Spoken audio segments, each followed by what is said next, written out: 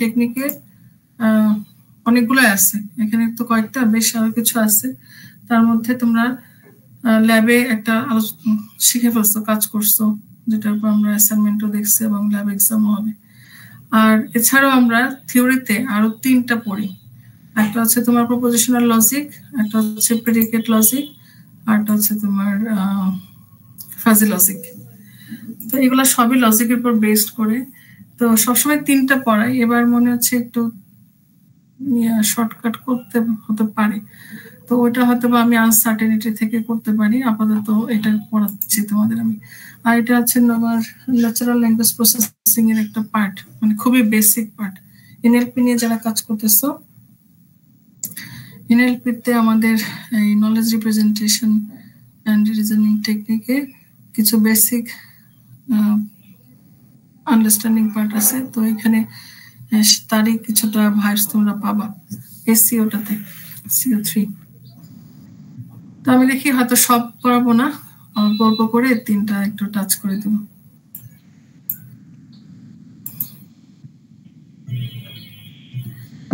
তো knowledge representation and reasoning এর যেটা বলতেছিলাম যে এখানে আসলে আমাদের বেশ কিছু টেকনিক আছে। তো আমরা propositional logic, predicate logic and fuzzy logic এই 3টা হচ্ছে ক্লাসে থিওরিতে আলোচনা করব। এছাড়াও আমাদের সিমেন্টিক নেট আছে, ফ্রেম আছে, স্ক্রিপ্টস আছে, এদিকে প্রোলগ আছে। তো নলেজ রিপ্রেজেন্টেশন রিজনিং টেকনিকটা কি বা এটা কেন প্রয়োজন হয়, যেহেতু এটা নিয়ে পড়বো, তো এটা কেন কি জিনিস এবং এটা কি জন্য দরকার হয় আমাদের, সেটা একটু ব্যাকগ্রাউন্ডটা জানা দরকার। তো যদি বলি knowledge representation and reasoning technique কি, তাহলে আমাদের বলতে হবে যে প্রথম ডেফিনিশনটা সিম্বলিক এনকোডিং অফ প্রপোজিশনস। তোমরা ডিসক্রিট ম্যাথমেটিক্সে কিছু জিনিস করছো, যার কিছু জিনিস এখানে রিকল পাবা, কমন পাবা ডিসক্রিট ম্যাথে যেগুলো করে আসছো। বিশেষ করে তোমার একটা স্টেটমেন্টের ট্রুথ ভ্যালু বের করা, হ্যাঁ, এই স্টেটমেন্টটা কি ট্রু কিনা, বা সমস্ত ইন্টারপ্রিটেশনের জন্য এটা কোন ধরনের ট্রুথ ভ্যালু ক্যারি করে, ওই বিষয়গুলো সামনে থাকবে।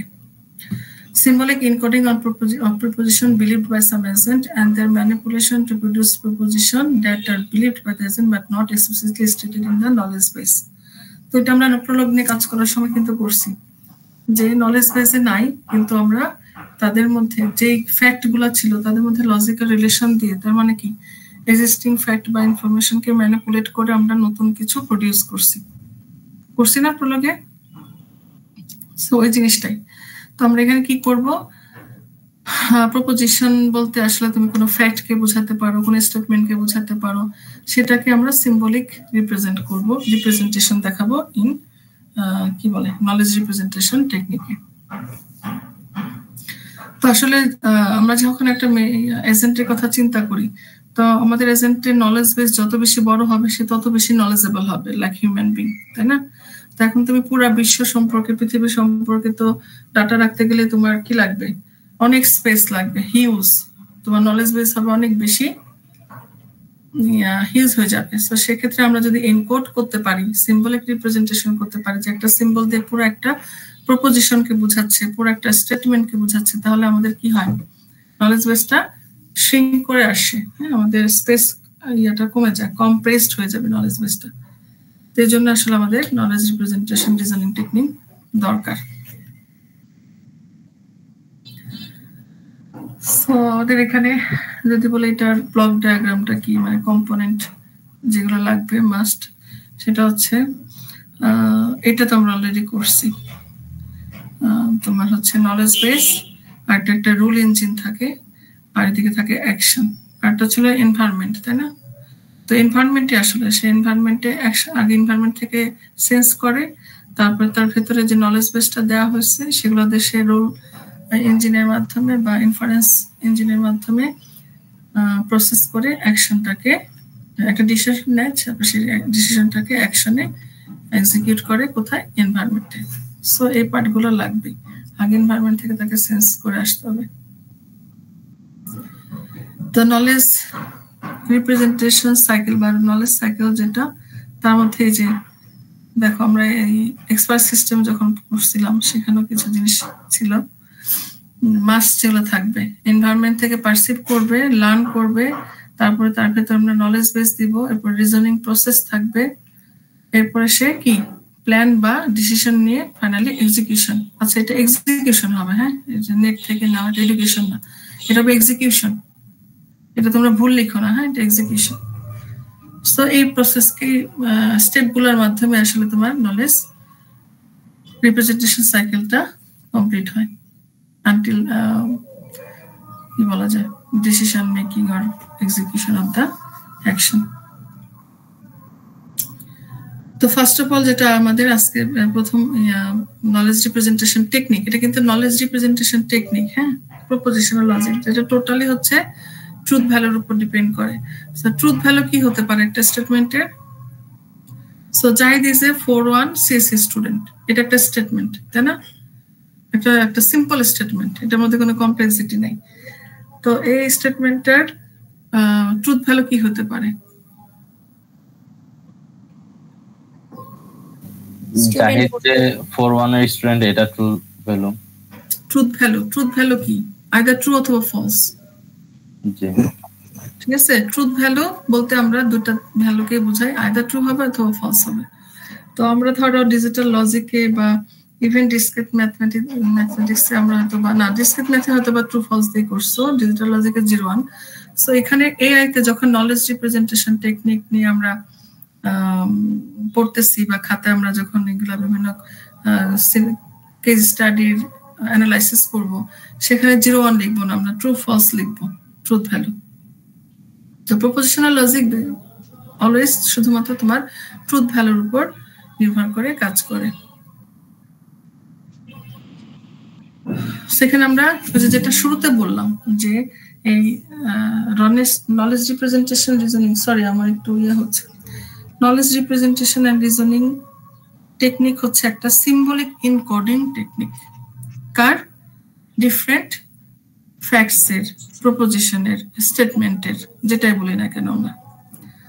তো কি করব তাহলে? পুরো যে ধরো আমি বললাম Zahid is a 4-1 CSC student, এই পুরো একটা স্টেটমেন্টকে একটা মাত্র সিম্বল দিয়ে আমরা রিপ্রেজেন্ট করতে পারি, সেটা পি হোক, কিউ হোক, এ হোক, বি হোক, যেটাই হোক।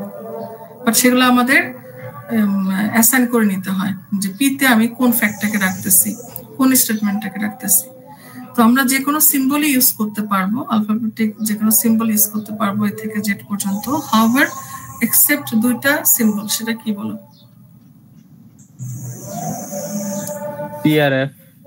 TRF, exactly. কারণ টিআরএফ হচ্ছে তোমার ট্রুথ ভ্যালু রিপ্রেজেন্ট করতেছে। তো আমার ধরো পিতে একটা স্টেটমেন্ট আছে, কিউতে একটা স্টেটমেন্ট আছে, তারপরে তাদের ভেতরে আমি একটা লজিক্যাল রিলেশন দিচ্ছি কমপ্লেক্স বানানোর জন্য।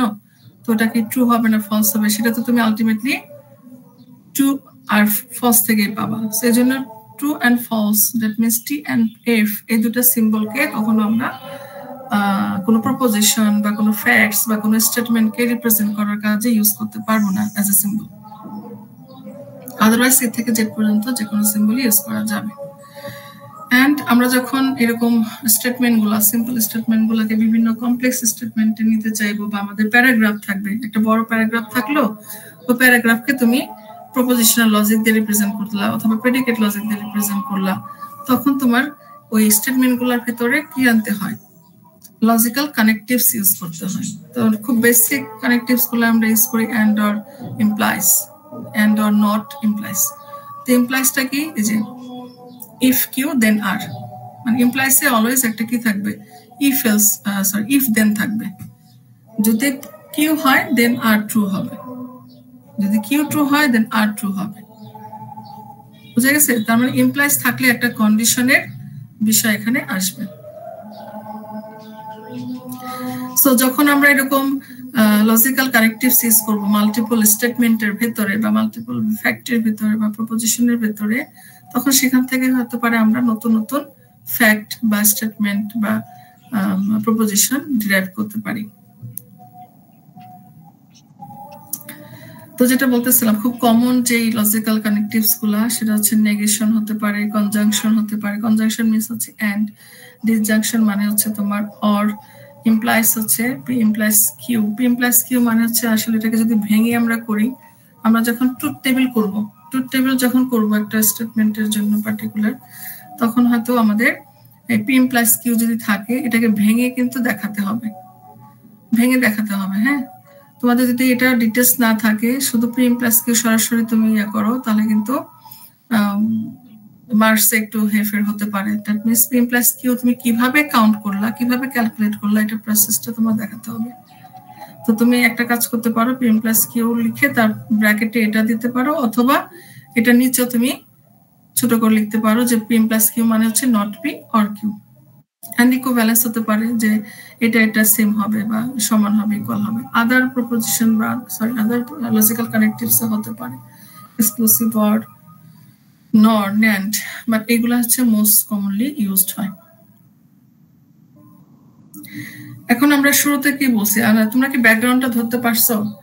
যে আমরা আজকে আলোচনা করতেছি হচ্ছে আমরা যে নলেজ বেস বানাবো, এজেন্টের মধ্যে যে নলেজ বেস দেই, সেই নলেজ বেসে কিন্তু যত বেশি নলেজ থাকবে তত এজেন্ট নলেজেবল হবে, অনেক বেশি জানবে সে।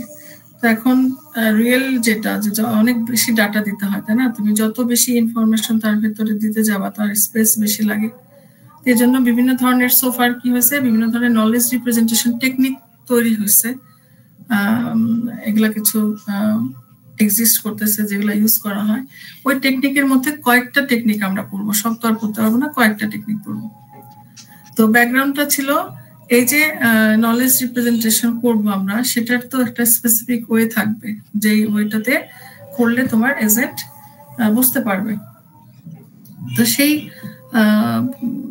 কি বলা যায়, সেই জায়গা থেকে আসলে আমাদের এই নলেজ রিপ্রেজেন্টেশন টেকনিকটা আসছে। তার মধ্যে প্রপোজিশনাল লজিকটা আমরা আলোচনা করতেছি, যেখানে আমরা বিভিন্ন ধরনের স্টেটমেন্ট, সেটা সিম্পল স্টেটমেন্ট হতে পারে, কমপ্লেক্স স্টেটমেন্ট হতে পারে, এই স্টেটমেন্টগুলোকে কিভাবে রিপ্রেজেন্ট করা যায় উইথ লজিক্যাল কানেক্টিভস এন্ড তার কিছু ট্রুথ টেবিল অ্যানালাইসিস করা, এন্ড উইথ সাম রুলস, পরে কিছু রুলস আসবে। সো সিম্বলিক হতে পারে যে কোনো কিছু, পি কিউ মানে এ থেকে জেড পর্যন্ত except T and P. Atomic sentence হতে পারে, অ্যাটমিক সেন্টেন্স হচ্ছে খুবই সিম্পল ছোট সেন্টেন্স, একেবারে একক ইউনিটের সেন্টেন্স। সেন্টেন্স হতে পারে কি, সে অ্যাটমিক সেন্টেন্স হতে পারে অথবা কমপ্লেক্স সেন্টেন্স হতে পারে। যে দেখছো গ্রামারের পার্ট পাচ্ছ, এগুলো কিন্তু আমরা ইংলিশে গ্রামার যখন পড়ছি ছোটবেলায়, সেই পার্টগুলা কিন্তু। তার মানে আমি কিন্তু শুরুতে বলছি যে এনএলপির কিছু বেসিক ফান্ডামেন্টাল কনসেপ্ট তোমরা এখান থেকে পাবা। তো সেন্টেন্স হতে পারে অ্যাটমিক সেন্টেন্স অথবা কমপ্লেক্স সেন্টেন্স। এখন এই কমপ্লেক্স সেন্টেন্স আবার কি হতে পারে? কমপ্লেক্স সেন্টেন্স গুলো আসলে আমরা তৈরি করি, এটা আমি কি ডাউনলোড করি নাই?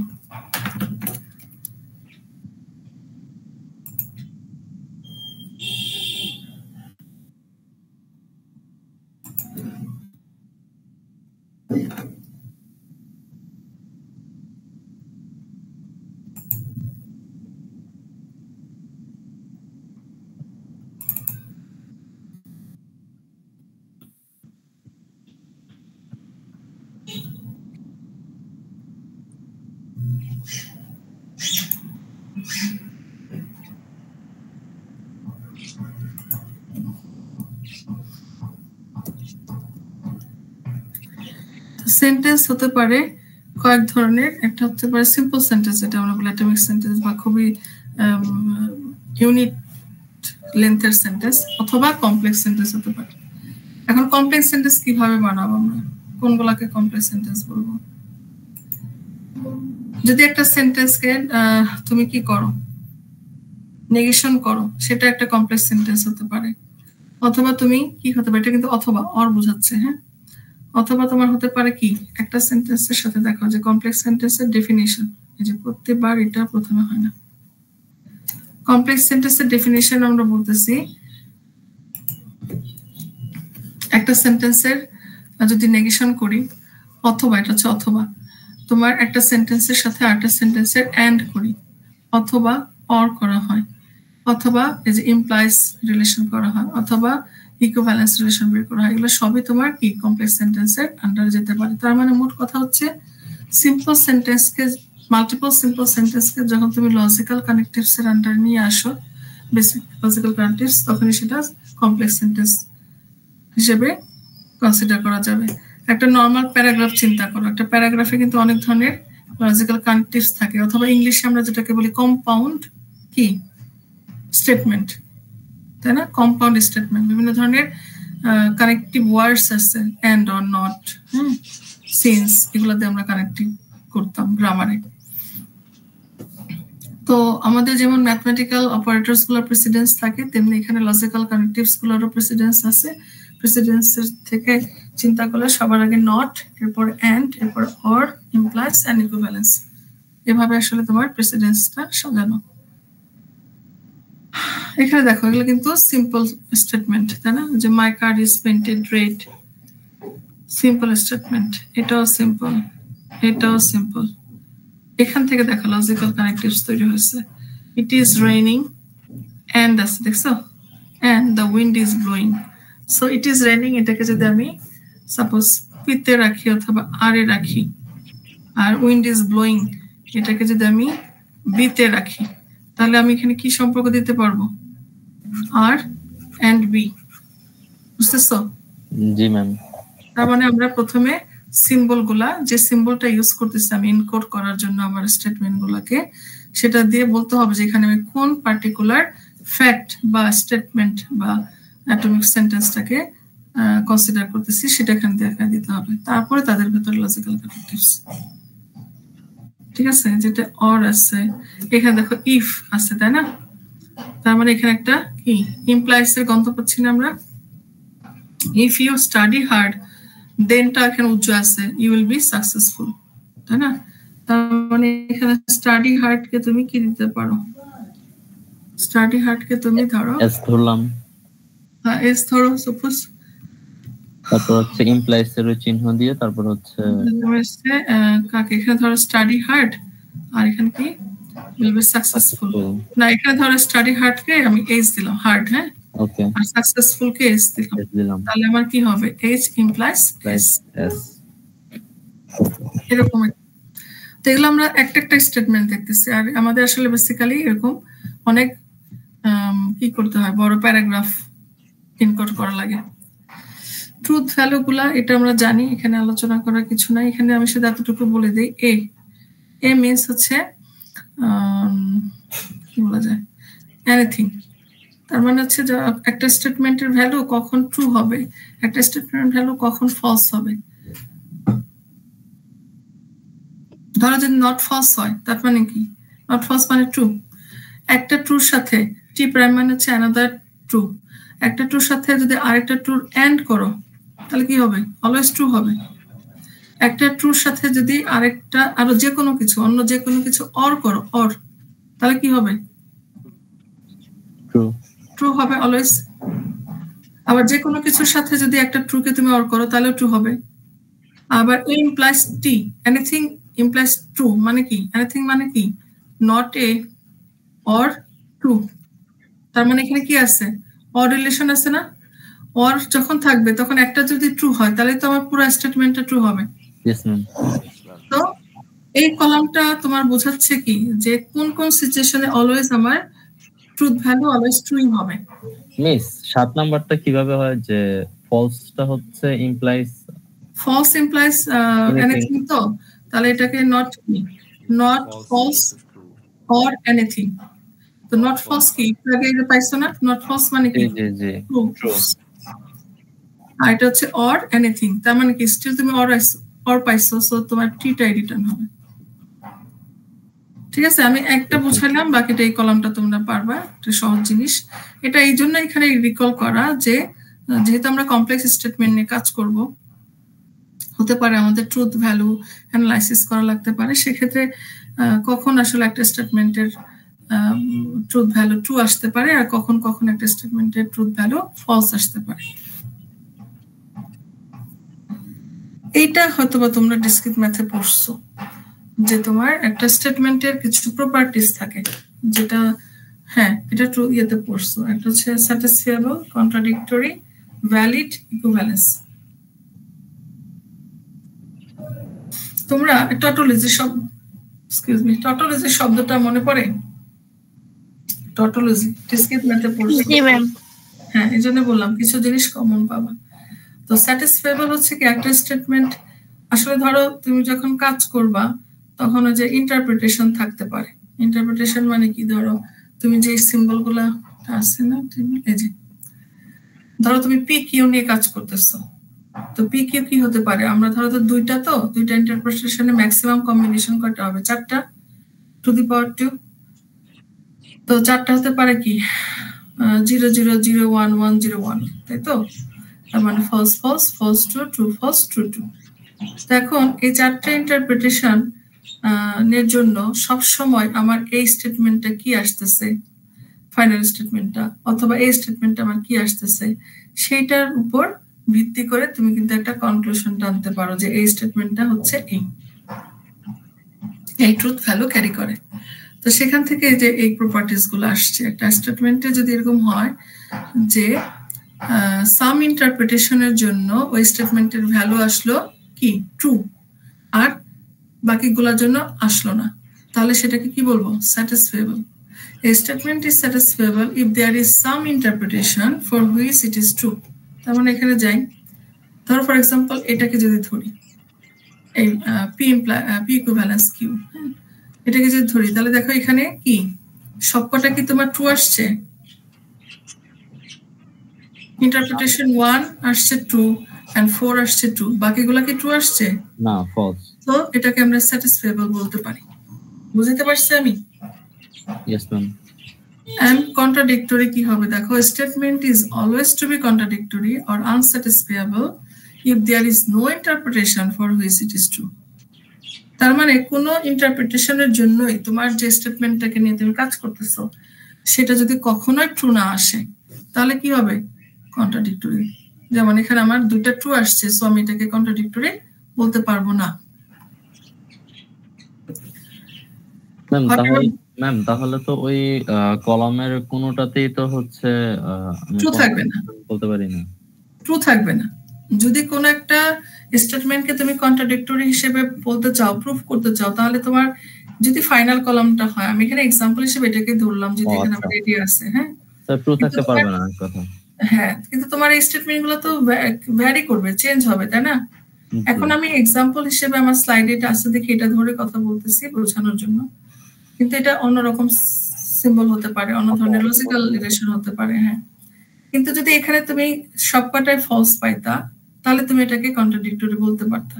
তার মানে কোন ধরনের ইন্টারপ্রিটেশনের জন্য, কোন একটা সিঙ্গেল ইন্টারপ্রিটেশনের জন্য তোমার ট্রুথ ভ্যালুটা ট্রু আসতে পারবে না in case of contradictory. And what about valid? Valid হচ্ছে, দেখো এটা হচ্ছে ট্রু ফর এভরি ইন্টারপ্রিটেশন। তার মানে আমার এটা কিন্তু কি না, ভ্যালিড না, কারণ কি সে সবকটা ইন্টারপ্রিটেশনের জন্য ট্রু পায় নাই। বুঝতে পারছো? ভ্যালিড হচ্ছে কন্ট্রাডিক্টরির উল্টাটা। কন্ট্রাডিক্টরি হচ্ছে কি সবকটা ইন্টারপ্রিটেশনের জন্য ফলস আসবে, ট্রু আসতে পারবে না, ট্রু আসতে পারবে না। হ্যাঁ, আর হচ্ছে ভ্যালিড হচ্ছে যে সবকটা ইন্টারপ্রিটেশনের জন্য ট্রু আসা লাগবে, এবং এই ভ্যালিড স্টেটমেন্টগুলোকেই বলা হয় টটোলজিস। ঠিক আছে, যে সব ইন্টারপ্রিটেশনের জন্য, ইন্টারপ্রিটেশন যে কোটাই থাকুক না কেন, সবার জন্য আমি অলওয়েজ আমার যে স্টেটমেন্টটা, সেটা যত কমপ্লেক্স স্টেটমেন্টই হোক, তার ট্রুথ ভ্যালু অলওয়েজ ট্রু আসতেছে, তাহলে এটাকে আমরা বলতে পারবো valid statement or tautology. Equivalence তো বোঝাই যায় যে আমরা দুইটাই স্টেটমেন্টকে তখনই ইকুইভ্যালেন্স বলতে পারবো যদি তারা সেম ট্রুথ ভ্যালু ক্যারি করে আন্ডার এভরি ইন্টারপ্রিটেশন, দুজনেরই সেম হওয়া লাগবে। ফর এক্সাম্পল ধরো আমার পি ইমপ্লাইজ কিউ, আর হচ্ছে এদিকে পি অর কিউ, এই দুটাকে আমি ইকুইভ্যালেন্ট বলতে চাচ্ছি। এটা একটা স্টেটমেন্ট, কমপ্লেক্স স্টেটমেন্ট, এটা একটা কমপ্লেক্স স্টেটমেন্ট। তার মানে কি, ও যদি এখানে ফলস ফলসের জন্য ও যদি ফলস পায়, তাহলে ওরও ফলস পাইতে হবে, তাহলে তো তুমি বলতে পারবো ওর ইকুইভ্যালেন্ট। কিন্তু ও পাইছে ফলস, ও পাইছে ট্রু, তাহলে দুজন তো ইকুইভ্যালেন্ট হলো না। বুঝতে পারছি? তার মানে ইন্টারপ্রিটেশনের জন্য ওদের দুজনের ট্রুথ ভ্যালুটা সেম হওয়া লাগবে। একজনের ট্রু আসলো, একজনের ফলস আসলো, তাহলে তো তুমি দুটাকে ইকুইভ্যালেন্ট বলতে পারবা, পি ইকুয়াল কিউ বলতে পারবা, অথবা পি অর কিউ। আমি যদি এইভাবে লিখি পি অর কিউ, হ্যাঁ, এটাকে আমি বলতেছি equivalent to P implies Q suppose. এটাকে আমি বলতে পারবো, এটাকে যদি ধরো একটা ইন্টারপ্রিটেশনের জন্য আমি এখানে পাইছি ফলস আর এখানে পাইছি ট্রু, এই দুটো কি সমান বলতে পারবা? বলা যাবে না। সেটা আমরা বলতেছি যে two sentences or statements, sentence or statement যেটা ইউজ করার সমস্যা নাই, আর equivalent if they have the same truth value under every interpretation.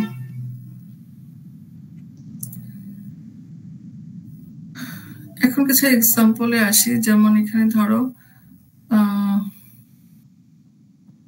Particular variable গুলা বা সিম্বল গুলার ভ্যালু, ট্রুথ ভ্যালু কনসিডার করো, এটাকে করা যায়। আবার হচ্ছে একটা দেয়া আছে, সেখান থেকে তুমি প্রপার্টিজ অনুযায়ী ডিটারমাইন করতে পারো। তো প্রথম যেটা, এটা তোমরা হোমওয়ার্ক হিসেবে মানে অ্যাসাইনমেন্ট হিসেবে বা হোমওয়ার্ক হিসেবে প্র্যাকটিস করতে পারো। Find the meaning of the statement. এই যে একটা স্টেটমেন্ট দেওয়া আছে, দেখো এই স্টেটমেন্টটা কতটা বড়, মানে এখানে এটাকে একটা ভালো একটা কমপ্লেক্স স্টেটমেন্ট, এবং এটা তুমি তৈরি করতে গেলে ভালোই তোমার একটা টেবিল লাগবে, বড় একটা টেবিল লাগবে। একটু আগে যে টেবিলটা দেখলাম ওরকম বিশাল একটা টেবিল লাগবে এখানে।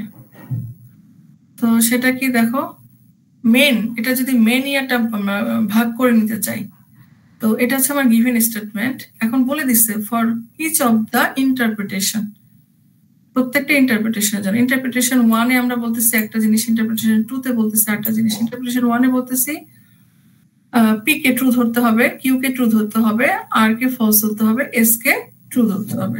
বুঝতেছো কি? ইন্টারপ্রিটেশন 1 এ আমি বলতেছি সাপোজ আমার কলাম হলো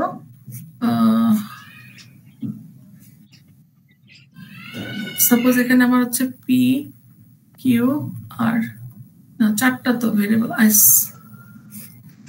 তো এখানে আমার হচ্ছে প্রথম ইন্টারপ্রিটেশনের জন্য আমরা কাজ করতেছি, তাহলে পি কে বলতেছে ট্রু ধরতে, কিউ কে বলতেছে ট্রু ধরতে, এস কে আর কে বলতেছে ফলস ধরতে, এন্ড এস কে বলতেছে ট্রু ধরতে।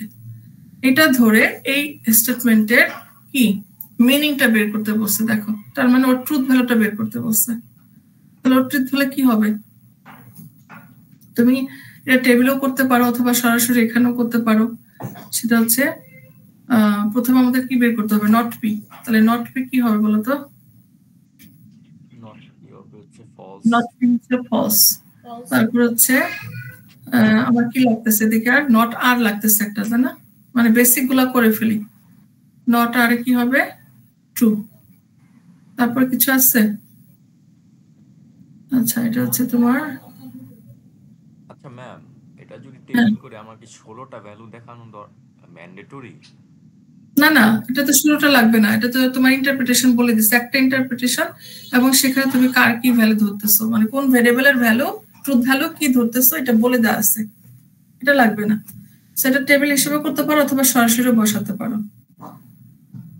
তো এখন আমার বেসিক গুলো হয়ে গেছে। তো এখন আমরা চিন্তা করতে পারি, এটাকে ভাগ করতে পারি। সাধারণত ইমপ্লাইজ যখন থাকে, মনে আছে একটু আগে বলছিলাম, ইমপ্লাইজ থাকলে লেফট হ্যান্ড সাইডটা হচ্ছে কাইন্ড অফ একটা কন্ডিশনের মতো, আর রাইট হ্যান্ড সাইডটা হচ্ছে তোমার কাইন্ড অফ একটা কনক্লুশনের মতো, তাই না? তাহলে যদি এই পার্টটা হয় দেন এটা হবে, তাই তো? এখন আমি এই পার্টটা নিয়ে কাজ করি। আমার নট পি হাতে আছে, কিউ হাতে আছে, তাহলে এটাকে ধরো আমি এক্স এর মধ্যে রাখতেছি। আমার এগুলো এনকোডিংটা সহজ হবে, মানে আমার এত বড় বড় কলাম টাইটেল দেওয়া লাগবে না। তাহলে এক্স এর মধ্যে আমি রাখতেছি কি, নট পি অর কিউ কে। কত হবে বলো? নট পি তো আমার কি আসছে, ফলস আসছে না? অর কিউ কি, ট্রু। তাহলে একটা ট্রু পাইলে তো আমার এটা ট্রু হয়ে গেল না? জি মিস, ট্রু আসবে। হ্যাঁ, তারপরে তুমি এখন তার সাথে দেখো এই পার্টটার সাথে কাকে এন্ড করতেছো, আর কে না এন্ড করতেছি। তার মানে বেসিক্যালি আমি টোটাল ফলস আসবে। হ্যাঁ, এক্স ওয়াই ধরি, তাহলে ওয়াই এর মধ্যে কে থাকতেছে, এক্স এন্ড আর। দেখতেছো আমি লেখা কেন কিভাবে কমে ফেলতেছি, তো কলাম টাইটেল গুলো অনেক বড় বড় হবে। তোমরা যে কোনো ইয়া ধরতে পারো, আমি জাস্ট একটা দেখা দিচ্ছি। সো এক্স মানে কি আমার এটা, টির সাথে আমি এন্ড করব আর, আর এর ট্রুথ ভ্যালু কত ছিল, ফলস, মানে ফলস। তার মানে আলটিমেটলি লেফট হ্যান্ড সাইডের জন্য কোনটা পাইলাম আমরা, ওয়াই না? জি। ঠিক আছে, এখন তুমি রাইট হ্যান্ড সাইডের জন্য করো। রাইট হ্যান্ড সাইড কি নট আর এন্ড কিউ তাহলে এটাকে তুমি একটা ভেরিয়েবলের মধ্যে রাখো সাপোজ x1 দিলাম হচ্ছে নট আর এন্ড কিউ এটা কি হবে নট আর কোথায় আছে এটা টি এন্ড কিউ হচ্ছে T so T and T is T বুঝতে পারছো তারপরে তার সাথে দেখো নট আর এন্ড কিউ এটাতে আমি নিয়ে গেছি x1 এর ভিতরে ওই ভেরিয়েবলটার সাথে বাইরে আমার কি আছে s এর সাথে অর আছে ব্র্যাকেটের কাজটা আগে করলাম হ্যাঁ তো s এর সাথে অর আছে সাপোজ এটা আমার হচ্ছে y1 তো এটার ভিতরে আমি কাকে রাখতেছি s এর সাথে অর করে রাখতেছি কাকে বলো x1 x1 ট্রু হবে তাহলে তুমি এখন এটা অর তো তাহলে একটা ট্রু পাইছি তো তার মানে s আমার না দেখলেও হয় এটা ট্রুই হবে এখন তুমি দেখো এখানে পেয়ে গেছিলাম যে y যেখানে আছে এখানে আমি লেফট হ্যান্ড সাইড পেয়েছি আর y1 এ পাইছি আমি কি রাইট হ্যান্ড সাইড তাহলে ফাইনাল কলামটা আমার হতে পারে z কি z এর মধ্যে রাখতে পারি কি y implies y1 that means কি not y or y1 এটা জায়গা হচ্ছে না দেখো উপরে লিখলাম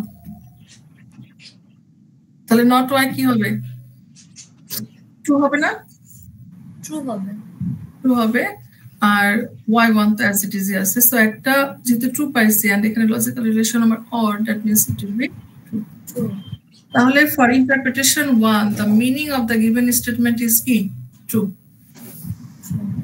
yes and for interpretation of 2 তোমরা এটা বের করলে ক্যালকুলেট করলে পেয়ে যাবে এখন আসি পরেরটা তোমরা বুঝে গেছো আশা করি পরেরটা হচ্ছে একই ভাবেই যাব আমরা ধর এখানে স্টেটমেন্ট 1 স্টেটমেন্ট 2 3 4 5 এবং 6টা স্টেটমেন্ট দেয়া আছে উইথ ডিফারেন্ট লজিক্যাল কানেক্টিভস তো এখন আমরা কি করব আগের মতো যখন টেবিল করে এই ক্ষেত্রে যে আমাকে একটু আগে প্রশ্ন করছিল খেয়াল করে নিতে ধরতে পারিনি ভয়েস পড়া লাগবে নাকি না হ্যাঁ এই ক্ষেত্রে তোমার করা লাগবে এই ক্ষেত্রে লাগবে কারণ এই ক্ষেত্রে আমরা কি করতেছি যে আমরা আইদার এটা স্যাটিসফেবল অথবা কন্ট্রাডিক্টরি অথবা ভ্যালিড কিনা বের করব হ্যাঁ তো আমরা এগুলো ডেফিনিশন একটু আগে পড়ে আসছি স্যাটিসফেবল কখন হবে যখন কিছু স্টেটমেন্টের জন্য ট্রু আসবে না সরি কিছু ইন্টারপ্রিটেশনের জন্য ট্রু আসবে তো সেক্ষেত্রে তুমি ধরো এটা যদি প্রথমটা নিয়ে স্টেটমেন্ট 1 নিয়ে কাজ করো এখানে ভেরিয়েবল কয়টা দুটা তারপর তুমি 4টা দেখাবা যেটা একটু আগে আমরা করলাম মানে হচ্ছে যেটা 4টা দেখাবা তাই না 4টা দেখাবা আমি একটা দেখাই দিই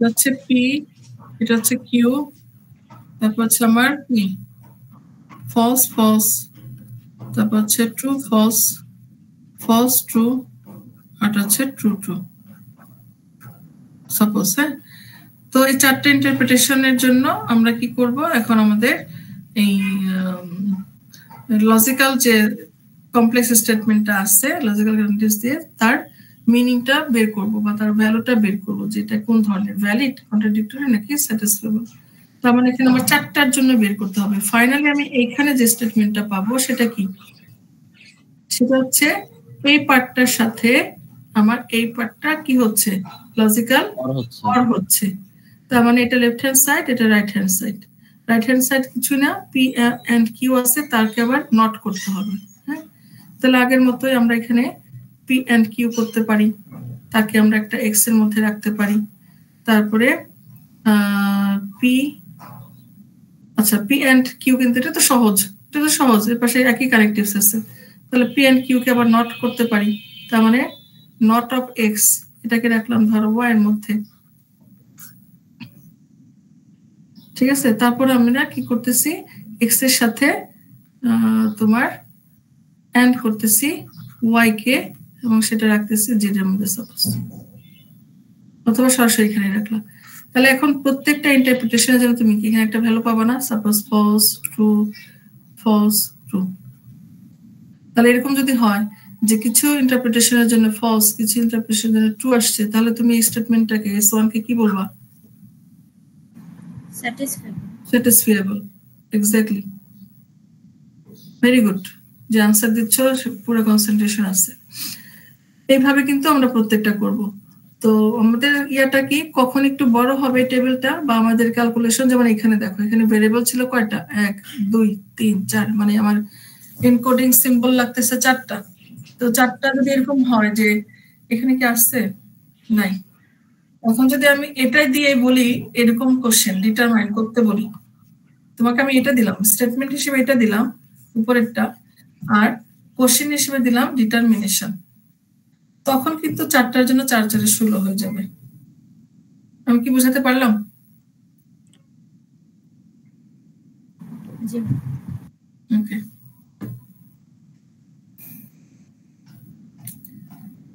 সো এটা ছিল।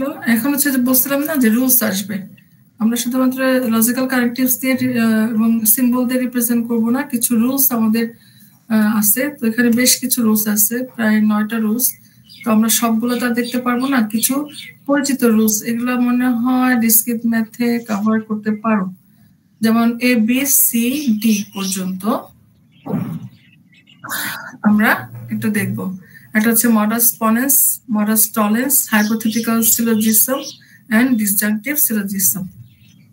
এগুলো সহজ, নামগুলো একটু কেমন যেন, কারণ সবসময় তার এগুলো আমরা ইউজ করি না, বাট এগুলার টেকনিক যেটা বা লজিক্যাল যে অপারেশন সেটা আসলে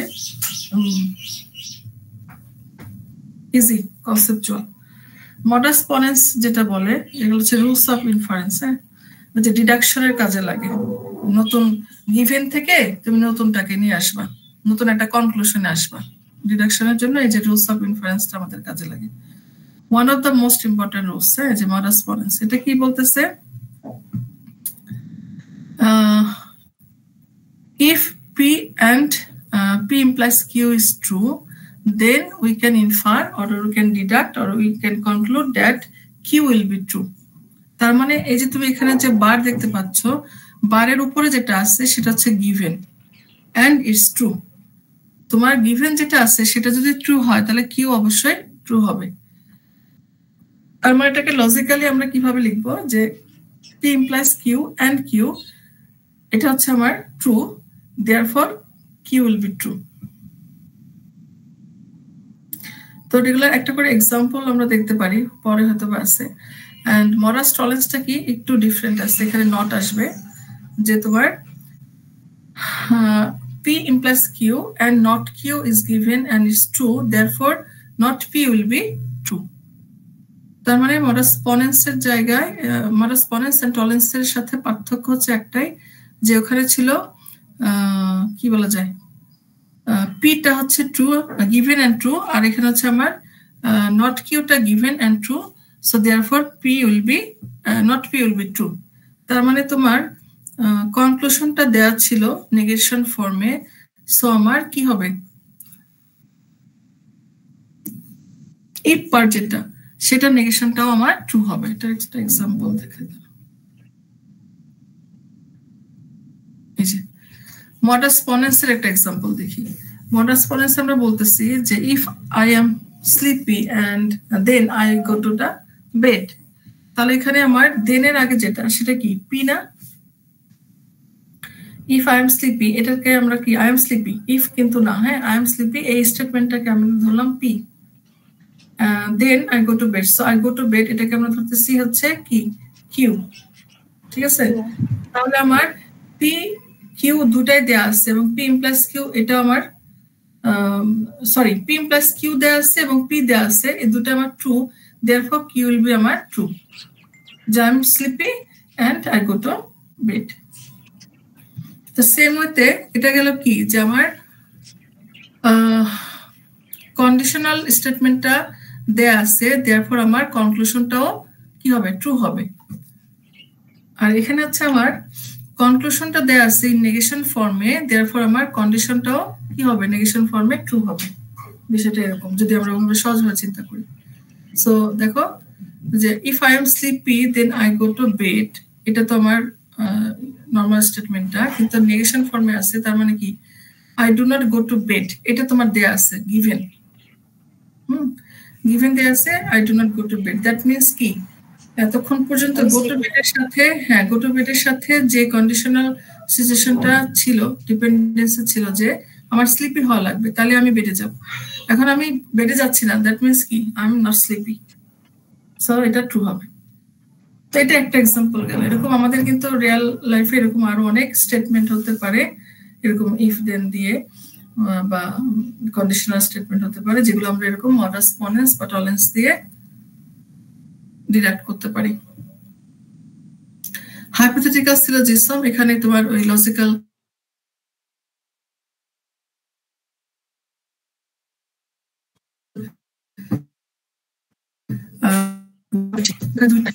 hypothetical syllogism, এটা হচ্ছে তোমার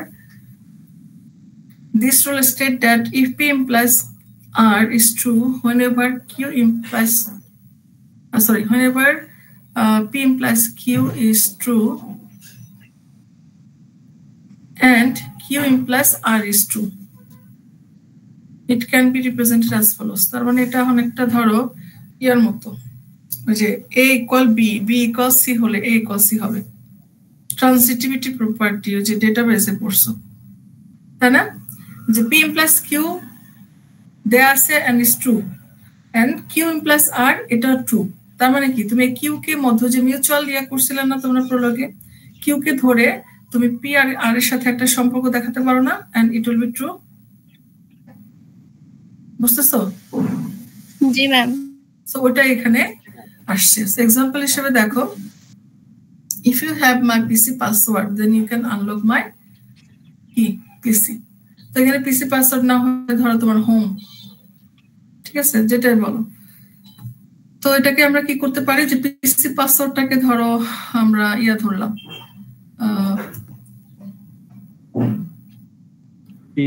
P ধরলাম, হ্যাঁ, unlock my home, unlock my PC, এটা তুমি Q ধরলা। তো if you can unlock my PC then you can take my data। তার মানে আনলক PC তো আমি Q ধরছি, আর টেক অ্যাওয়ে ডেটা কে নিলাম R এর মধ্যে। তাহলে এখন আনলক PC আমার প্রথম স্টেটমেন্টেও আছে কনক্লুশন হিসেবে, সেকেন্ড স্টেটমেন্টে আছে কন্ডিশন হিসেবে। তো এটাকে আমি কমন রেখে কি করতে পারি, এই ফার্স্ট স্টেটমেন্টের কন্ডিশনকে সেকেন্ড স্টেটমেন্টের কনক্লুশনের সাথে একটা রিলেশন দিয়ে দেখাতে পারি, and it will be true. তার মানে কি দাঁড়ায়, if you have my PC password then you can take my data. বুঝা গেছে? জি ম্যাম। এখন এখানে P এর জায়গায় তোমরা যে কোনো সিম্বলে ধরতে পারো এক্সেপ্ট দা TNF। তো ওটা গেল হাইপোথেটিক্যাল সিলোজিজম, এটা হচ্ছে ডিসজাংটিভ সিলোজিজম। সো ডিসজাংটিভ সিলোজিজমে তোমার মডাস টলেন্সের মতো একটা নেগেশন থাকবে। সো এটা যদি হয় ট্রু তাহলে আমার কিউটাও ট্রু হবে। তার মানে today, if today is Sunday, আচ্ছা today is Sunday or Monday, এটা ধরো আমার স্টেটমেন্ট 1। তার মানে এটাকে আমি হচ্ছে সানডেটাকে ধরলাম P, আর অর যেটা আছে অর, মানডেটাকে Q। তাহলে টুডে ইজ নট সানডে, তার মানে যে নট P, হ্যাঁ, সানডে তো আমি P ধরছি, তাহলে নট P, তাহলে মানে টুডে ইজ নট সানডে। তার মানে কি আজকে যদি সানডে না হয় তার মানে টুডে ইজ মানডে, অবশ্যই আজকে মানডে, ঠিক আছে? এরকম আরো এক্সাম্পল থাকতে পারে। বাট এই যে রুলস, আমি তো এখানে মাত্র 4টা রুলস বলছি, আসলে রুলস কিন্তু আগে তো আমরা 9টাই জানতাম, এখন নতুন আর আসছে কিনা জানি না, বাট রুলস কিন্তু আরো আছে, হচ্ছে যে ইনফার করার কাজে লাগে ডিডাকশনে। আরো এক্সাম্পল আছে, তুমি এটা দেখতে পারো। তো এই যে আমরা দেখলাম যে সিম্পল জাস্ট আমরা কিছু সিম্বল ধরে ধরে কি করতে পারি। জাংশন সিম্বলিজমের ওইটা একটু আবার স্লাইডটা জানতো কোনটা? আচ্ছা কমা আছে, হ্যাঁ কমা আছে। তো আমরা দেখলাম যে খুব সিম্পল ভাবে কি যে একটা স্টেটমেন্টকে সিম্পল একটা সিম্বলের মধ্যে নিয়ে এসে সেক্ষেত্রে আমরা এরকম অনেক লম্বা লম্বা কমপ্লেক্স সেন্টেন্স বলো, প্যারাগ্রাফ বলো, তাদেরকে খুব সহজেই এনকোড করে শর্টলি রিপ্রেজেন্ট করতে পারি। এটা আমাদের সেই সুযোগটাকে দিচ্ছে, প্রপোজিশনাল লজিক দিচ্ছে, আর সেখানে লজিক্যাল কানেক্টিভস ইউজ করা যাচ্ছে। কিন্তু এখানে একটু তারও কিছু লিমিটেশন আছে। লিমিটেশন গুলো কি, যে আমাদের এরকম হতে পারে নলেজ রিপ্রেজেন্টেশন করতে করতে অনেক সময় আমাদের ইউজ করতে হয় অল, সাম, ফিউ, নান, এ ধরনের সিচুয়েশনের জন্য প্রপোজিশনাল লজিকের কাছে কোনো সলিউশন নাই। যেমন আমি যদি বলি all the students of CSE 403 of section D are intelligent, এটা কিন্তু একটা কি বললাম, স্টেটমেন্ট বললাম আমি সেকশন ডি সম্পর্কে, তাই না? এখন এটাকে তুমি কিভাবে রিপ্রেজেন্ট করবা? তোমার এখানে একটা অল আছে, এটা কিন্তু তুমি প্রপোজিশনাল লজিকে দিতে পারবে না, কারণ এই ধরনের সিচুয়েশন বা এই ধরনের ফ্রেজ বলতে পারি বা ওয়ার্ড বলতে পারি যেটাকে প্রপোজিশনাল লজিকে ডিল করা সুযোগ নাই। তো এই ধরনের সিচুয়েশনের জন্য আরেকটা লজিক পরবর্তীতে আসছে, সেটা হচ্ছে তোমার প্রেডিকেট লজিক অথবা ফার্স্ট অর্ডার প্রেডিকেট লজিক, এফওপিএল বলা হয়। তো ওটা আমার আরেকটা স্লাইড, যেটা বলতেছিলাম যে knowledge representation and reasoning technique 2। কিন্তু সময় কি পাবো আর, তাহলে তো আমার আরো ক্লাস লাগবে।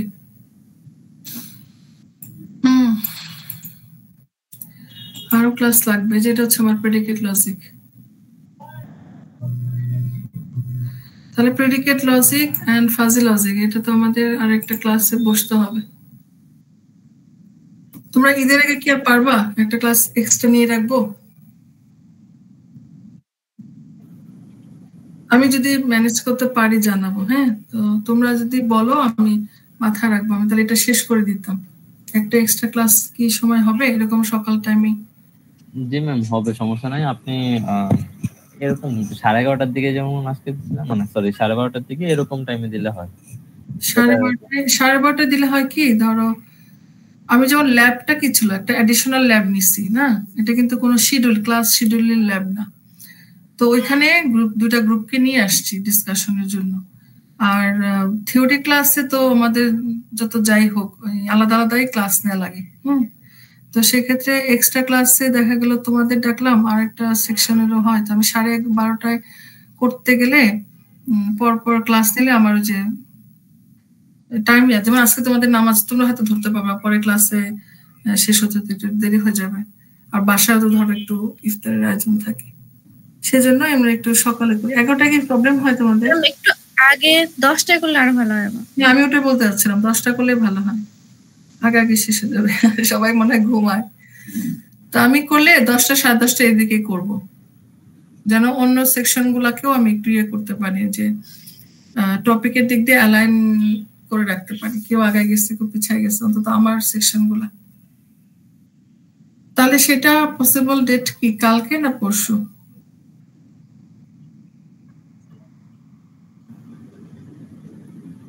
কালকে পরশু নেন, কালকে না পরশু। পরশু? আচ্ছা ঠিক আছে, পরশু। আচ্ছা আমি একটু ইয়া করি তো, ধরো আমি একটু দেখি যে ওরা আসছে কিনা, তো তোমাদের এটা একটু শেষ করে দিই।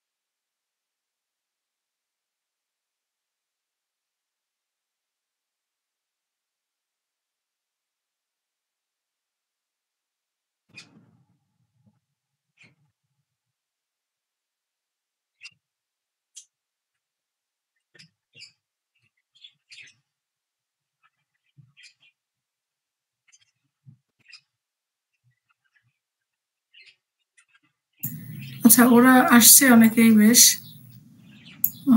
আমি এখান থেকে তাহলে একটু, শুনতে পাচ্ছ তো আমাকে না? এখান থেকে একটু শর্টকাট করে দেখি, ওই প্রেডিকেটের পুরোটা না বলে যতটুকু আসলে প্রিপারেশন দরকার বোঝা বা পরীক্ষার জন্য, আন্ডারস্ট্যান্ডিং এন্ড এক্সামের জন্য ততটুকু ধরনের আলোচনা করে দেব।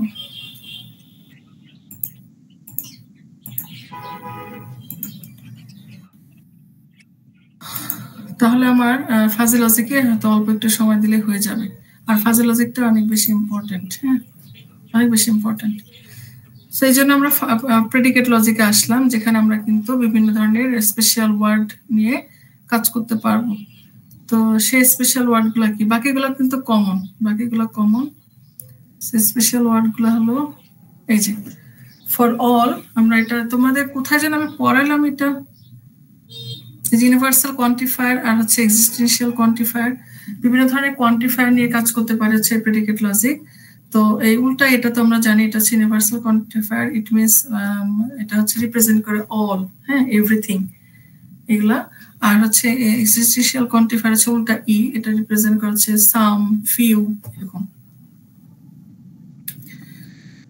তো এখানে আমাদের কি করতে হবে, এটা অনেকটা প্রোলগের সাথে সিমিলারিটিস আছে, হ্যাঁ। তো প্রোলগে আমরা কি করতাম, এরকম ব্র্যাকেটের ভেতর আর্গুমেন্ট গুলো থাকতো আর বাইরে থাকতো কি প্রেডিকেটটা। তো আমরা এখানে একটাই শুধু পার্থক্য, আমরা প্রেডিকেটটা প্রেডিকেট লজিকে ক্যাপিটালে লিখবো, ঠিক আছে, প্রেডিকেটটা প্রেডিকেট লজিকে ক্যাপিটালে লিখবো, আর সবকিছু মোটামুটি অনেকটাই প্রোলগের সাথে সিমিলারিটিস আছে। এটা তো আমার সিম্বল আসতেছে না, মুশকিল হয়ে গেল।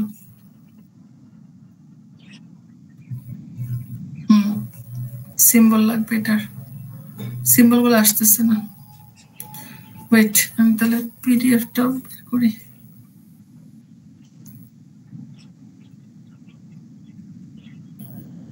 এক মিনিট আমাকে।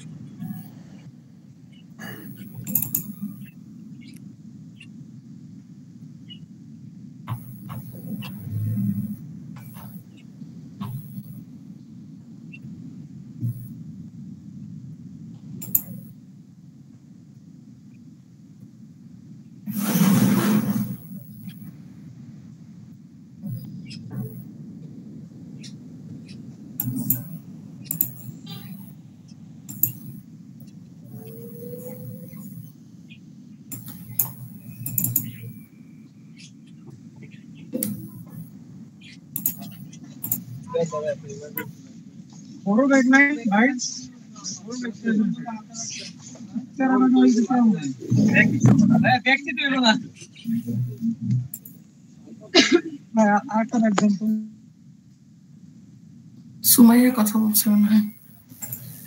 আচ্ছা, সো এখানে আমরা যেটা বলতেছিলাম,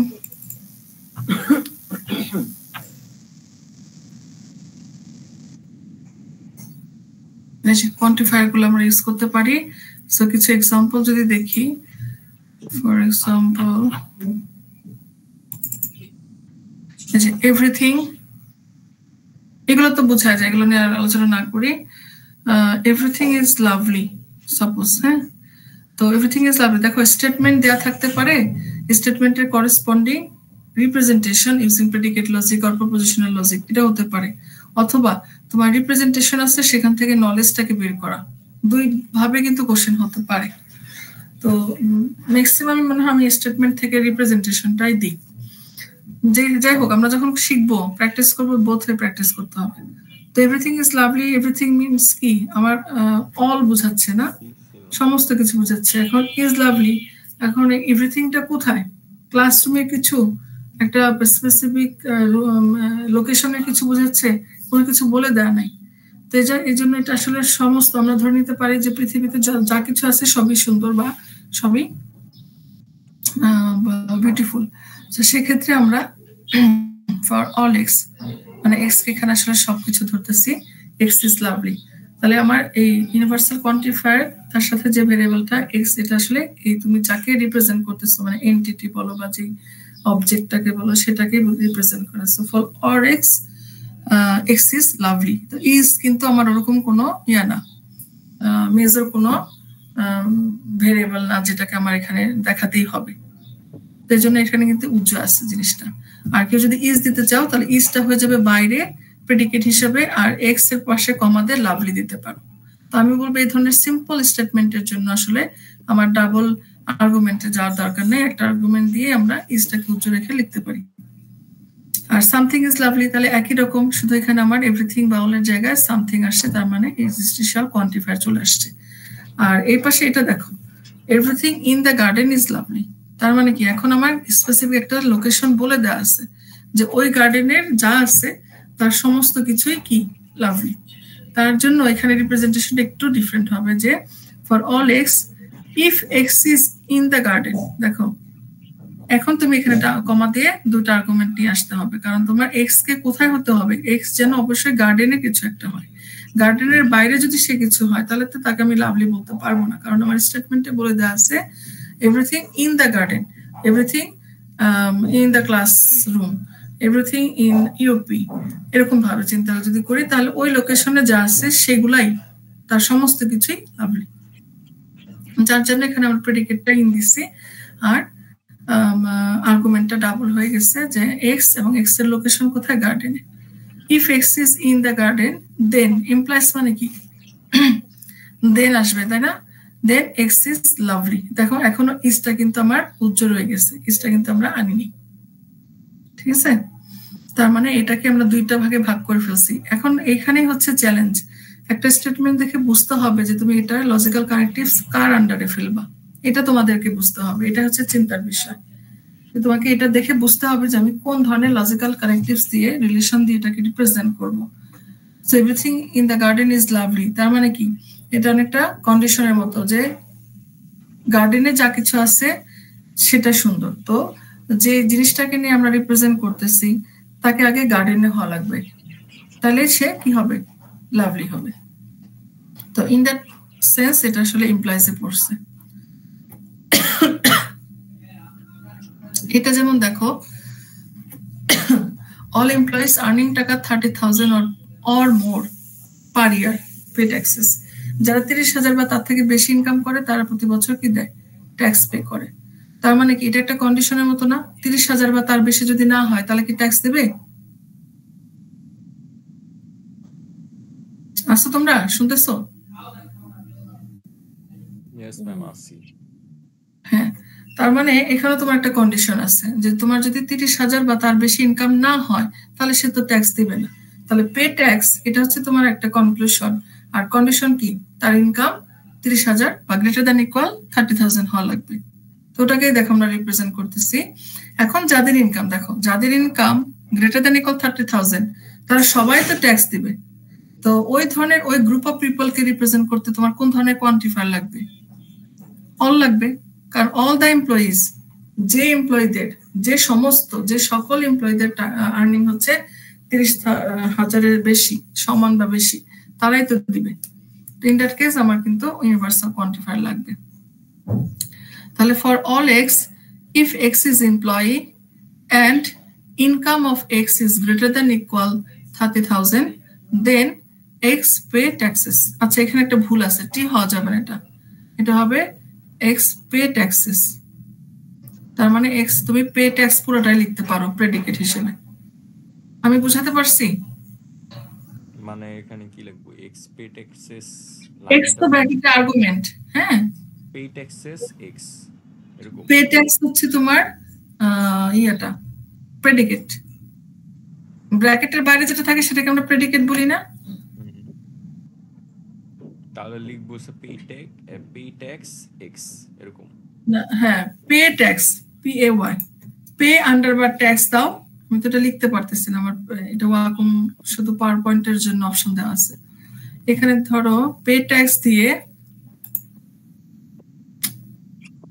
স্কেল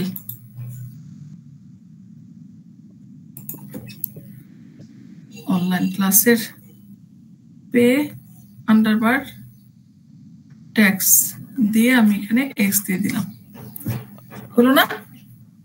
পুরোটাই দিলাম ধরো।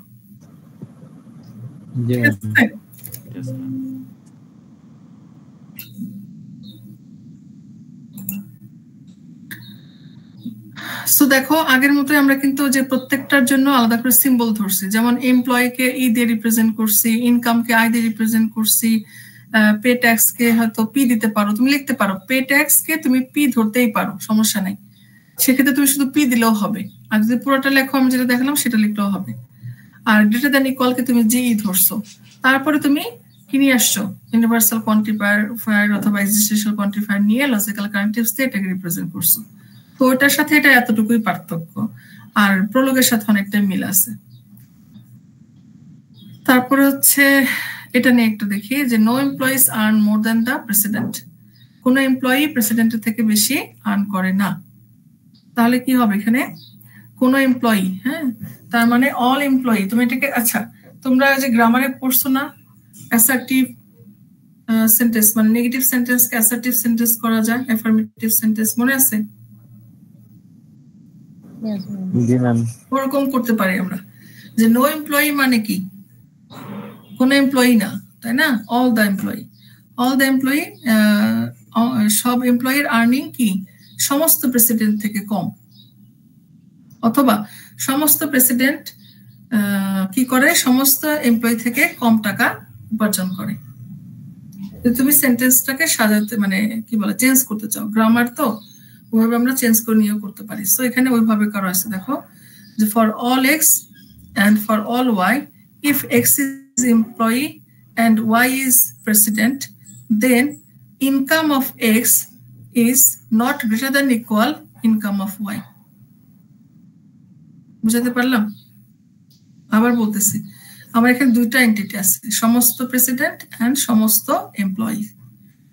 তো তাদেরকে আমরা ইউনিভার্সাল কোয়ান্টিফায়ার দেওয়া লাগবে, কারণ যত এমপ্লয়ি আছে এবং যত ধরনের যত পুরো বিশ্বে যত প্রেসিডেন্ট আছে সবাইকে বোঝা যাচ্ছে। রিয়েল কেস আলাদা, কোন কোন দেশে আছে প্রেসিডেন্টের ইনকাম কিন্তু এমপ্লয়িদের থেকে অনেক কম, ওটা আলাদা, বাট আমরা এখানে বোঝাচ্ছি আসলে সব। তো in that case for all x and all y, if x is employee and y is president, then income of x is not greater than equal income of y. তোমাদের যখন আমি ল্যাবে প্রলোগ করাইছি আমার সাথে যে ইয়াটা আছে তাদেরকে কিন্তু আমি কিভাবে একটা স্টেটমেন্ট আটার করতে হয় সেটা শিখাইছি। তো অনেকটা ওইটাই কিন্তু এখানে আছে। এখানে কিছু এক্সাম্পল আছে, নিজেরা এগুলো প্র্যাকটিস করবা। আর এখানে দেখো আলাদা আলাদা স্টেটমেন্ট, কিন্তু এটা পুরাটাকে যদি আমি একসাথে করি তাহলে কিন্তু একটা প্যারাগ্রাফ দাঁড়া যাবে, ঠিক আছে? তো প্রথমে আমরা এখানে ধরে নিতে পারি যে তোমার কি বলা যায় অ্যালপাইন ক্লাবকে আমি এসি ধরলাম, এক্স হচ্ছে তোমার পার্সনটাকে বোঝাচ্ছি, পার্সোনাল বোঝাচ্ছি। তারপর স্কিয়ার যে তাকে আমরা এস ধরলাম, মাউন্টেন ক্লাইম্বারকে আমরা সি ধরলাম। হ্যাঁ, এরকম করে আমরা সিম্বলের মধ্যে ধরে নিব এনকোড করার জন্য। লাইকের দেখো যে এল প্রেডিকেট আর ভেতরে হচ্ছে এক্স কমা ওয়াই, এটাকে আমরা বলতেছি এক্স লাইকস ওয়াই। এল দিয়ে লাইকস প্রেডিকেটটা বোঝাচ্ছি। তো কোনটাকে কি ধরতেছি এটা আমরা শুরুতে বলে দিব, তারপর হচ্ছে আমরা প্যারাগ্রাফটাকে কি করব এনকোড করে নলেজ রিপ্রেজেন্টেশন টেকনিক দিয়ে প্রেজেন্ট করব। তো বেসিক ফ্যাক্ট যদি হয় যে every member of the Alpine club, আচ্ছা এটা ছিল তোমার বেসিক ফ্যাক্ট, খুব simple. Tony, Mike and John belongs to the Alpine club. ধরো তোমাদের কি স্পোর্টস ক্লাব, হ্যাঁ, তাহলে আমরা কি বলতেছি এই যে নামগুলা দিয়ে সে হচ্ছে এসি মানে কি অ্যালপাইন ক্লাবটাকে রিপ্রেজেন্ট করছে। তো আমরা স্পোর্টস ক্লাবকে হচ্ছে এসপি দিতে পারি বা এসসি দিতে পারি, পারি না? বুঝতেছো? Hello, yes ma'am. তোমরা আসছো তো? তারপরে Tony likes rain and snow, তো এটা আমরা টনি লাইকস রেইন এন্ড এখানে এন্ড দিয়ে টনি লাইকস স্নো এটা আমরা করতে পারবো। তারপরে এখানে দেখো এগুলো একটু কমপ্লেক্স, ওগুলো ছিল সিম্পল বেসিক ফ্যাক্টস, এখানে হচ্ছে কমপ্লেক্স ফ্যাক্টস। তো একটা বাক্য দেখে বুঝতে হবে যে এই বাক্যর মেইন কানেক্টিভ ওয়ার্ড কোনটা। তো সেটা যদি করতে পারো, যেমন এখানে আমি একটু হাইলাইট করে রাখছি যে এত বড় একটা বাক্য তার মেইন কানেক্টিভ হচ্ছে এই এন্ড, তাহলে এন্ড এর বাম পাশেরটুকু একভাবে আগে সলভ করব, ডান পাশেরটুকু সলভ করব, তারপরে দুটার ভিতরে এন্ড দিয়ে কানেক্ট করে দিব। যেমন এটা আমরা যদি বলি mountain climbers do not like rain, ঠিক আছে? যারা মাউন্টেন ক্লাইম্ব করে তারা রেইন পছন্দ করে না, না করাটা স্বাভাবিক, তাহলে তাদের কাজের ব্যাঘাত ঘটে।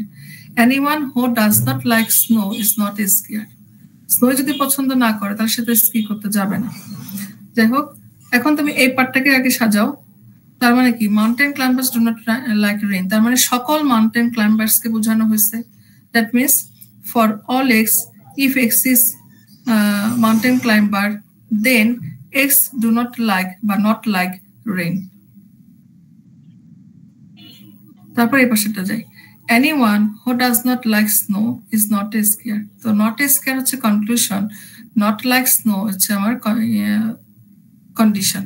তাহলে for all x, if x not like snow, then x is not a skier. প্রথম একটু মনে হবে, কিন্তু তুমি একটু ভালো মতো খেয়াল করো, যদি এই স্টেটমেন্ট গুলোর সাথে এই সিম্বলিক এনকোডিংটাকে ঠিকঠাক আটার করতে পারো, লেফট সাইড রাইট সাইডটার সম্পর্কটাকে ঠিকঠাক ধরতে পারো, তাহলে এগুলো সহজ।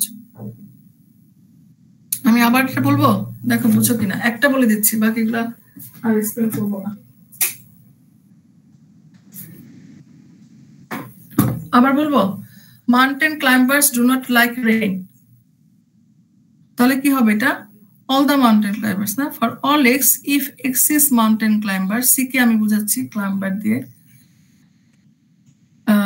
for all x if x is mountain climber then x not like rain. আর এই পাশে বলতেছি anyone who does not like snow is not a skier. তার মানে এখানে আমরা বলতেছি for all x if x not like snow then x not a skier. এখন square কে কিভাবে রিপ্রেজেন্ট করতেছি? স্কিয়ার কে রাখছি আমরা এস এর মধ্যে, আর লাইক কে রাখছি এল এর মধ্যে। তাহলে নট লাইক কি, তার সামনে একটা নেগেশন হয়ে যাবে, আর নট স্কিয়ার এর জন্য আমরা এস কে একটা নেগেশন দিলে নট স্কিয়ার হয়ে গেল। জি ম্যাম, বুঝতে পারছি। এই তো, এই যে শেষেরটা দেখি, is there a member of the Alpine club who is a mountain climber not a skier. দেখো এটা হচ্ছে যে কোশ্চেন মার্ক সেন্টেন্স গুলোকে কি বলে, ওই কোশ্চেন বোধক সেন্টেন্সটাকে আমরা কি করছি, অ্যাফার্মেটিভ সেন্টেন্সে নিয়ে গেছি। দেখো চেঞ্জ করে, there are some member of the Alpine club who is mountain climber but not a skier. তো অ্যাফার্মেটিভে নেওয়ার পরে তোমার কিন্তু এটা রিপ্রেজেন্টেশন এনকোডিং করাটা সহজ হবে, সিম্বলিক এনকোডিং, সেটা এখানে করা হয়েছে।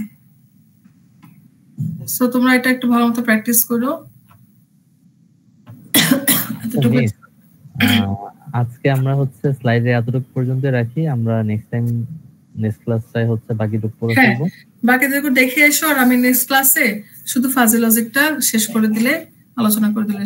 33 পেজ ম্যাম, বাদ বাকি গুলো কি আমরা দেখবো, মানে বুঝবো বাকিটুকু? ওটা পেজ বেশি মনে দাও, দেখি কি আছে। আমরা 17 পর্যন্ত বাকি হচ্ছে তোমার যে সিমান্টিক ফ্রেম, এগুলা হ্যাঁ এগুলো আমরা দেখবো না। সিমান্টিক নেট আর ফ্রেমটা দেখতেছি না আমরা, propositional predicate and fuzzy logic. আচ্ছা তাহলে এই স্লাইডটা কত পেজ পর্যন্ত? 17 পেজ। এই স্লাইডটা তোমার আসলে প্রবলেম অফ এফওপিএল পর্যন্ত দেখতে পারো। এফওপিএল মনে হয় চ্যাপ্টার 13 এ পাবা বইতে, ঠিক আছে? তার মানে যে 18-19 পর্যন্ত দেখলে হবে। ওকে ওকে। আচ্ছা আজকে আমি তাহলে সবাইকে প্রেজেন্ট দিয়ে দিব। সবাই আসছে নাকি, কয়জন নাই? সময় নেই, ওরা অনেকক্ষণ ধরে ওয়েট করতেছে। সবাই আছে? আচ্ছা দিয়ে দেব না, যাও সবাইকে। ওকে, থ্যাংক ইউ। আল্লাহ হাফেজ। আসসালামু আলাইকুম। ওয়ালাইকুম আসসালাম।